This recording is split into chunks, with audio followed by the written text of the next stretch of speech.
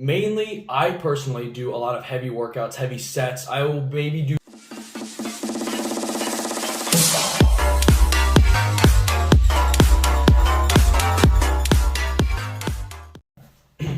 Hey, what's up, guys? We are back with another Q&A. So we got my friend Kyle here. We both got the matching hoodies. We just had to go work out, and as you can see by my face, I do have a show coming up December 11th. Right now, it's what? December 3rd, right? December 3rd. I don't yeah. even know my days. I've just been so tired lately, so I'm doing Classic Physique for the first time.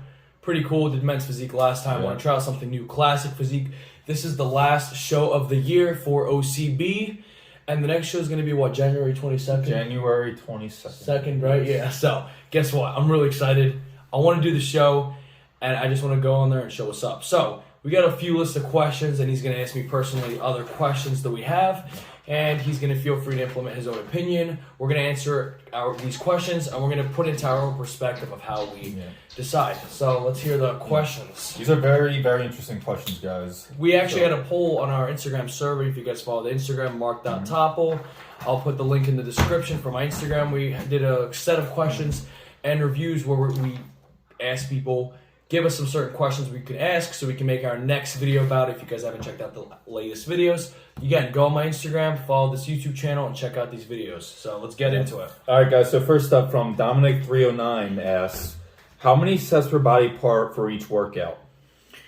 So how many sets? This is a good question. It's a little loaded, but I'll be pretty specific on what I do and what has worked for me. Again, it's different for different people. I've seen people like Jay Cutler and Seth, for example. Seth Feroce, they usually do a lot of heavy workouts. Kevin Levrone. So mainly, I personally do a lot of heavy workouts, heavy sets. I will maybe do 3 to 4 sets. 4 sets is on a pretty rare occasion. I stick to 3 sets. But however, I make those sets count. So 3 sets per exercise, not per body part, but per exercise. So I would do, let's say for big muscle groups like back, back, chest, legs, I would honestly be doing anywhere from 10 to 15 full sets for those big muscle groups, because there's different parts of that muscle. For the back, you want to activate your lower back, your rhomboids. I also count rear delts as part of your back, because obviously when you're flexing from the back, you could see your rear delts. So I would count that as your back. And again, I'll do 10 to 15 sets. For those smaller muscle groups like your biceps or your triceps, even your calves like your gastrocnemius and your soleus, I would do no more than 9 sets, 5 sets on the low side, 6 sets on the low side, 9 to 10 sets, honestly, no more than 9 sets, I would say. On the high side, those are small muscle groups. However, you would need to do a little bit more progressive overload on your triceps, because again, triceps make up 2/3 of your arm. However, for your biceps, you don't need too much progressive overload. Just enough stimulus just to activate your biceps. You have 3 parts of the bicep: the brachiosaurus, short head, and the long head. Again, you don't really need to do too much for the biceps. So 9 sets, I would stick to them, because at that point, for those small muscle groups, you're going to have diminishing returns, and you don't want to have diminishing returns. So what would you say, how many sets would you usually do for your body parts? That's actually so here's the thing, guys. When I first started lifting, I focused on the main muscle groups that everyone wants to target, so the chest, the arms, and I would absolutely destroy those muscle groups with just way too much volume. And again, those aren't very big muscle groups that can handle a lot of damage, like your back or your legs, for example. So again, for those small muscle groups, you want to keep it light, lower volume. So let's say 8 to 10 reps, or 8 to 10 sets per body part if they're small. So like your arms, for example, your biceps, they are nowhere near as big as your lats. So your lats, they can handle maybe 12 to 15 sets because they're much bigger. You can do so many exercises, for example, that you can't do for biceps. You can do all these variation of bicep exercises. But again, it's like beating a dead horse. And the point is, you don't want to do that. For lats, like you said, you actually brought up a good point up. For back, you could do so much. My main 3 exercises, I'm actually going off a little topic, but it's whatever. My main 3 exercises for the back would be pull-ups, weighted pull-ups, where I could do heavy. Like I said, he does more volume. Everyone's different, honestly. Like I mentioned, Jay Cutler, Seth Feroce, I mentioned Kevin LeBron. They were always doing heavy reps and sets, while Rich Piana, for example, on the other side, again, people have different genetics, people have different hormone imbalances. He was always doing light reps, 25 to 100 reps, and he was still growing. I would say for my best exercise, I would do heavy sets, 3 sets of heavy pull-ups, 4 to 6 reps, anywhere between that. Good form, controlled form, heavy reps. I would do back rows, bent over back rows with the barbell. I like it more with the barbell. The secret is, guys, you actually have to spread the bar. Pretend you're trying to break the barbell apart. Spread it out. So that's what I'll do for back. Also, a good one, lat pull downs. If you know how to do lat pull downs, definitely lat pull downs would be a good one. Make sure you actually feel your lats. So I would use not wrist straps. What are they called? Lifting straps. Wrap it around the lat pull down bar. I usually don't. I just go up. It's different for everyone. I do it because I don't care how big my forearms are. My forearms are big because I was never actually using lifting straps. So if you actually want to get big forearms, don't use lifting straps when you're on back day or anything like that. I use lifting straps because I feel like my forearms fatigue before my lats do, so I'm not getting a full overload for my lats, so I'm getting more of a forearm workout, which is something that I'm trying to avoid if I'm trying to gain my size of my lats. Yeah, and guys, again, everyone's different, so you probably gonna want to experiment on just different exercises. Do what works best for you. If you find that an exercise just doesn't really feel that good for you, like the bench for me example, the bench is just awful for me because I'm naturally a more lanky guy, more longer limbs, so the bench is gonna be a lot harder. Same with the squat. It's gonna be easier for him to deadlift since he's longer. But same with me. It's like squatting. We're over 6 foot. We're not 6. He's 6'3", I'm 6'1", almost 6'2", and I'm still growing. We're both 19 years old. We're still developing. However, again, I don't bench. I remember I tore my chest. Remember I had a PR. I tore again. Like I said in my last videos, I don't hit PRs anymore. It's stupid, especially as a teenager, because there's no fucking point. No one gives a shit. Yeah. But I'm gonna say, it's harder for us to, do squats or benches because we have long arms, longer limbs. So guess what? It's more range of motion. Same with squats. It's more, I do usually do ass to the grass. That's how I feel. I do squats, but I don't go anything super heavy. I just go for that pump. However, I do have 3 sets of heavy squats. Anywhere from 6 to 10 reps, 6 to 8 reps. But I still, I sometimes go light. Again, it's what works for you. Some people like high volume, some people like heavy sets. But overall, just to summarize this question up, because we've been on this question for a while, right? Yeah. Just to summarize it up, I would say anywhere from 10 to 15 sets for big muscle groups like back, chest, legs. And I would say for biceps and like triceps and shoulders, especially your medial delt and your posterior delt, I would say you would have to do anywhere from 6 to 9 sets. Also going heavy with good controlled form. That's all just to summarize. So let's get on to the next question. Yep. Okay. So Brian Martin 12 asks, do you change your diet during a rest day? Do I change my diet during a rest day? So I would say, honestly, no, I don't change my diet. In fact, I would actually have a little bit more protein or fats I would recommend. So, yeah, like I said, maybe a little more protein or fats during a rest day. Since your body does need to recover, obviously, during a rest day. And you're in the gym 4, 5, 6 days a week to break down that muscle tissue. A lot of people make the mistake of thinking that they're growing in the gym. They're not growing in the gym. They're breaking down their muscle tissue. And if you don't feed your body the right amount of food, the right amount of nutrients, you're going to be persistently in a catabolic state. Why do you think steroid users, they can recover so quickly? Because steroids enhance your recovery. You can recover 3 times faster from steroids. Your protein synthesis is more activated during that period, which is why you're able to recover more. You're more, and you want to try to have a positive nitrogen balance in your blood, which means that you're going to be able to get that with extra protein, extra healthy fats, and obviously. A lot of people ask me if carbs are a good build muscle. I would say carbs, you don't need carbs in your life. However, carbs will fuel your workouts, which can definitely help to build muscle because you're going to be pushing more weight in the gym. So a lot of people make that mistake that they think that on rest days, they shouldn't eat that much food because they're not working out or their NEAT expenditure is a lot less. They're not doing anything. I would say, honestly, I eat more food. I maybe add in an extra 20 to 30 grams of protein throughout the day. And that doesn't seem like a lot, but it makes that difference. And maybe an extra 10 to 15 grams of fat. That's it. That's all I do on my rest days. Because during that rest day, that's when you need to recover. That's when your body needs to, repair all your damaged muscles, which is why you're there and pushing hard as hell in the gym. That's the reason. For me, honestly, rest days, training days, it doesn't really matter for me. a lot of people like to eat something post workout to, you know, get some more like of a pump, so they'll add more salt to something like fast digesting carbs, for example, like rice, bread, stuff like that. Yeah. Honestly, I don't worry about that because the pump, yes, it feels good when you're in the moment, but it's all psychological. Yes. The pump is all psychological. The pump can help you build muscle if that pump is going to pre-stimulate, like let's say you're trying to build bigger biceps. The pump's going to help you build muscle if you're using that pump to get that blood into your muscles and pre-stimulate your biceps for heavier sets. Because you don't want to come into the gym and start doing cheat curls with super heavy sets and then tearing your biceps when you're still cold. That's not how you work out. Don't chase the pump, guys. Just see the pump as a little reward, a little boost. Yeah. I get the pump. I love the pump. I do it for psychological benefits. I walk out with that high, mental high. I do the pump just to get that extra blood into my muscles.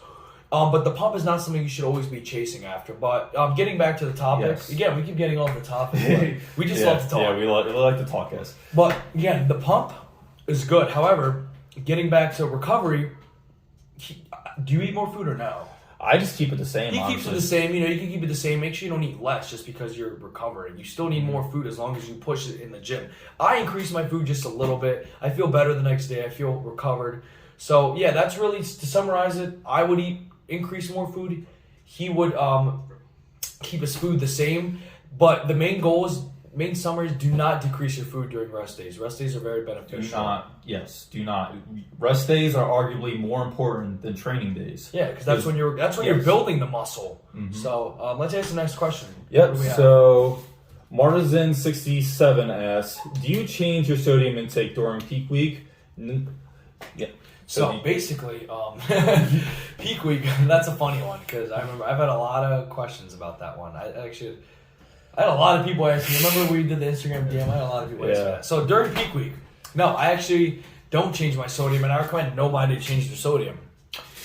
So I keep my sodium intake the same. If you change your sodium intake during peak week, your body is going to start to retain water 2 to 3 days after no sodium because it somehow has to make up for the imbalance of electrolytes that you're missing. Your body is always trying to maintain homeostasis during whatever you do. Always. And you're going to be retaining a lot more water if you're not going to have enough sodium in your diet. I remember the first time I did a show, I actually I thought it was cool to cut out my sodium. I've had people saying, I'm going to cut out my sodium. I'm like, listen, man, do you? I'm not coaching you. Because I hate when guys come to me who have different coaches and they come to me and ask me to coach them.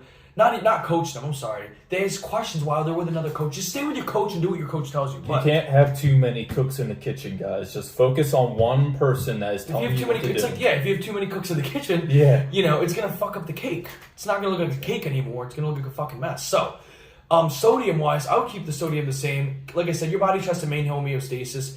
I would, though, however, the day before the show, start lowering your sodium while cutting also your water. One day isn't going to do anything too much, but if you cut out your sodium for 2 to 3 days at least, your body's going to start to catch up with you and be like, all right, we know what you're doing, so we're going to start to, regain. We're going to have to try to somehow regain all these electrolytes and stuff, and what we're going to do is we're going to retain water, and that's going to keep you in homeostasis. Do you ever cut out your sodium, or if you did, have you ever noticed any changes, or... Okay, so I've never competed before, so I don't know what it's like to just drastically cut something out. I'm going to say one thing. We actually made a bet, guys, that if I get in this Classic Physique show top 5, he's going to be competing for his first time, and I'll be coaching him. So it's going to be nice. And the thing is, guys, your body does not like it when you cut out something essential, and especially sodium is essential. It's electrolytes. Yes, your body needs that. And like we said, going back to the question about the pump, your body needs sodium for the pump. I actually would recommend you guys who are doing a show and you don't feel any pumps in the gym or haven't, increase your sodium. How do you think these pump formulas are made? It's loaded with sodium, L-citrulline, L-arginine that dilate your blood vessels. What do you think sodium does? It dilates your blood vessels. And it's able to get more water into your muscles, which is able to get you those pumps. So... you said, you don't really cut your sodium. I don't really cut my sodium. Maybe the day before the show, just the day before, I'll manipulate my sodium just a little bit, just so I won't get that water retention look, or if I feel a little bloated, I'll cut it out just a little bit, not a lot, just because I don't want to step on stage looking spilled over with a bunch of water. So, let's get to the next question. What do you say? All right. So, Tay Pro asks, I somehow gain body fat and I know eating bad, but I do 2 hours of cardio a day and burn a lot of calories. Why am I still gaining weight? So I would say that you cannot out-train a bad diet. That is true. You can do all the cardio you want, but you wouldn't. Like I said, you will never be able to do enough cardio in a day to burn 5,000 calories of the shit you just ate. Mm-hmm. You cannot burn 5,000 calories of the shit you ate. Calories in, calories out. in, calories out. Also, it depends on the shit you eat too. Put someone on a 2,000 calorie diet who's cutting for a show, all protein, and put someone on a diet of strictly all carbs who's cutting. Who's going to lose more weight? The guy who's eating more protein and all the calories come from protein, because protein is a thermogenic, which is harder for your body to digest and absorb, and it breaks it down and expand. Why do these call it thermogenic? It increases acidity and the heat in your body, which is why you burn more calories eating like beef instead of, fucking pasta, right? And with carbs, you raise your insulin levels. And if your insulin levels are raised, insulin's not a bad thing, but if you raise your insulin levels, especially like drinking aminos, carbs, you're never going to be able to burn that body fat off because your insulin's always going to be spiked. If your insulin's spiked, you're always going to be in that high glycemic state. You're never going to be able to burn body fat off. But getting back, you cannot out-train a bad diet. You can eat a box of pizza, which will be 3,000 calories in about. I can eat a box of pizza. I've seen it. We've both eaten a box of pizzas. And I'm not saying it's healthy, and we're not ever going to do it again because we know you cannot out-train a bad diet. You can eat a box of pizza. It will be 3,000 to 4,000 calories for that box of pizza. More, yeah. And guess what? We can eat it in under 5 minutes. Guess how much you burn off average on a, let's say you're doing a Stairmaster, or your heart rate's between 130 to 160 beats per minute. Suffering. It's hard, your heart rate's high. I remember I used to do this. My heart rate used to be between 150 to 160 beats per minute for an hour when I was getting ready for my first show. I did it every day fasted, and I did cardio after my workout. You're going to be burning off maybe top 700-800 calories. That's 1 hour. Do 1 hour on the Stairmaster. I do 1 hour on the Stairmaster. Most people can't do it. And doing that, you're gonna be what? Not even 1/5 of burning off your calories. Again, calories in, calories out. Obviously, what you eat hormonally depends on everything you do. I would say eat more protein than carbs. Just because protein does increase thermogenesis in your body, increases acidity. Protein's good for building muscle. Carbs are good for sparing muscle just because it takes time to digest longer. But carbs do raise insulin. Good luck. I want to put two people on a diet, one eating strictly protein, 2,000 calories, one eating carbs, strictly 2,000 calories. Good luck. I want to see this guy on the carbs losing 2,000 calories, losing weight on 2,000 calories of straight up carbs, because he's not going to do it. He's not going to do it because carbs holds water, which is going to make you retain water either way, while protein doesn't hold water. Again, eating too much protein can and some of it will turn into glucose if you're looking to do keto. Some of it will turn into glucose through the process called gluconeogenesis, when aminos are broken down for glucose. It's pretty often. Your body's always trying to find some way of glucose, even if you've been going no carbs at all. So, again, getting back to the topic, you cannot out-train a bad diet. There's no way you can out-train a bad diet. You cannot out-train 5,000 calories of the junk food you ate in minutes to the expenditure amount of calories. So, and cardio you do. So, again, saying it from the beginning for what's his name? Tay Pro, whatever. Funny, I like these names. These funny names. Yeah, but Tay Pro asks, so yeah, you cannot out-train a bad diet. Cut the shit you eat. Do less cardio, but eat good food. Eat whole foods. Don't eat processed garbage. Maybe once a week have something you like, but don't binge, because you obviously, it seems like you're binging. You're saying that you're eating bad. You're already admitting it. So, and you're not losing body fat, and you wonder why? Because you're eating like shit. Your hormones are probably all whacked if you're eating McDonald's every fucking day, pizza. So stick and do not do that, Kyle. Yeah. What do you think? Especially now with the holidays coming up. We just had Thanksgiving. It is going to be really hard. It's hard. And I'm doing a show during the Thanksgiving and Christmas. How do you think I feel? Again, you probably have family members wanting to keep cookies, cake, ice cream in the house, and it's hard to avoid that. Everyone's family does that. Psychologically, you have to train your brain to say, we do not need this. This is junk food. You know, have it on Thanksgiving. Don't overdo it. Don't have a 3 to 4 hour, you know, cheat meal. Because I know some people do that. That's why I don't let some of my clients even have cheat meals. I let them maybe, if they're having rice with chicken every day, I might let them have a little bit extra rice. Because some of these people will be doing 3 to 4 hours of consecutive, you know, just junk eating called a cheat meal. Like, cheat meals, their cheat meals will turn into cheat days. Cheat meals will turn into cheat days. Same with Thanksgiving. You know, you eat Thanksgiving, and then here's how to avoid getting fat on Thanksgiving and Christmas, or Hanukkah. Because I'm Jewish, so I celebrate Hanukkah too, and we have all these sweets and stuff.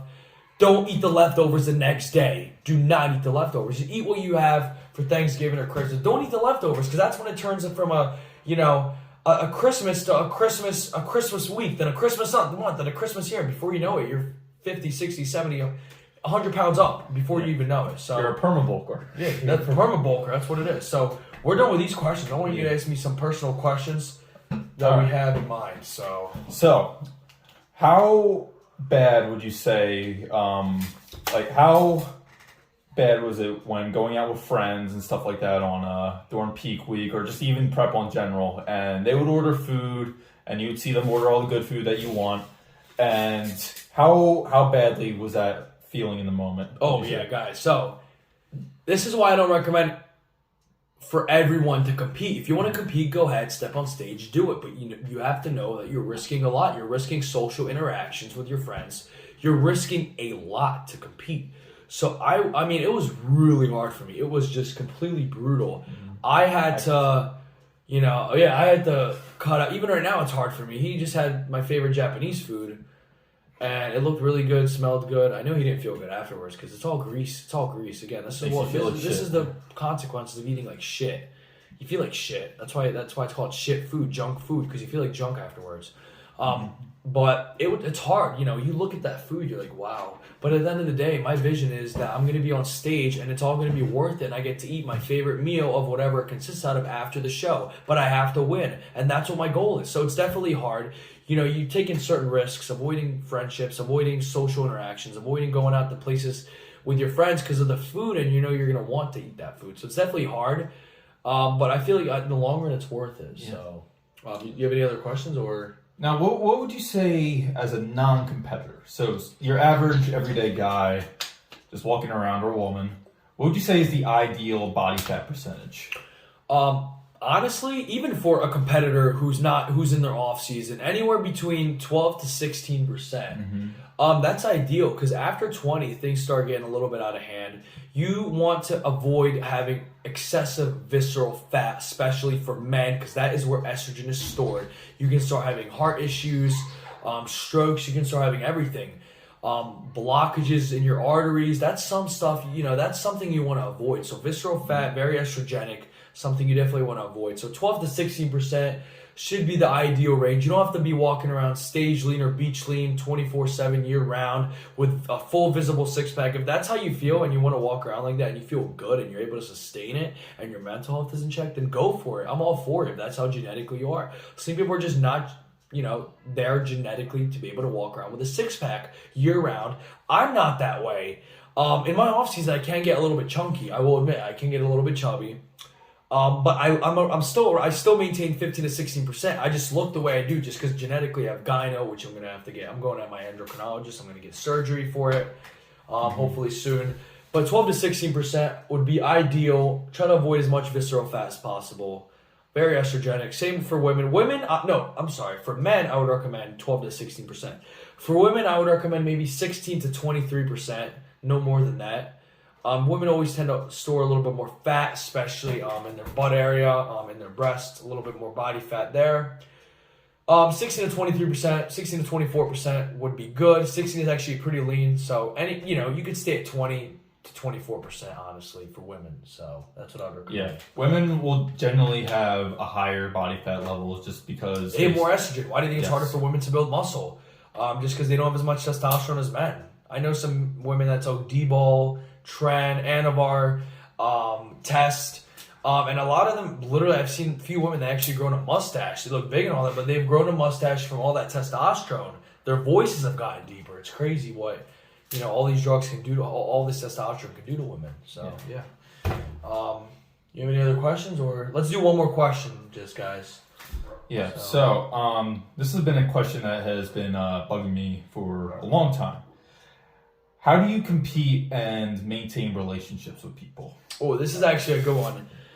So I'll tell you a quick story. For me, competing, I was never able to maintain a relationship when competing. I am personally a dick. I try not to be a dick, but everyone's a dick when competing. They're always hungry. Their body's in a fight-flight response. Your body's always looking for food. You play 7 porn stars in front of me that are the hottest. Yeah. I'm going to be like, where is the food? I don't give a crap about you guys. The sex drive is going to be... Mine plummeted. At 19 years old, mine plummeted. Mm-hmm. I feel good now after the show. I know I'm competing again right now, so it's definitely down a little bit, but I still feel I felt good after the show. My sex drive went instantly up. My testosterone was a little bit low. It took a little time to recover, but yeah, I'm doing this competition because I want to win. But relationships is really hard. You just have to be as nice as possible to your spouse. I mean, I've trained people who have broken up with their girlfriends or boyfriends because of competing. And I apologize to these people. I really do apologize to some of my clients because, this is just the way they act. And if you're going to be a dick, obviously no one's going to be around you. My advice would be, be aware in third person of how you act during prep.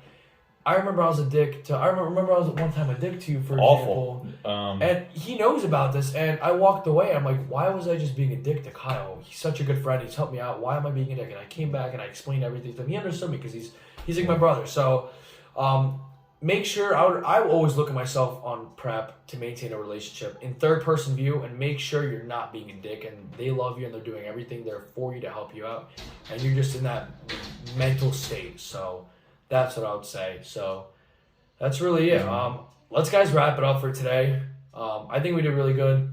Did really good, yeah. So next video, guys, wait. Submit your questions on Instagram. Like I said, the link will be in the bio. Comment, subscribe, like the video, guys. Any questions, let me know. I'll guys see you in the next video.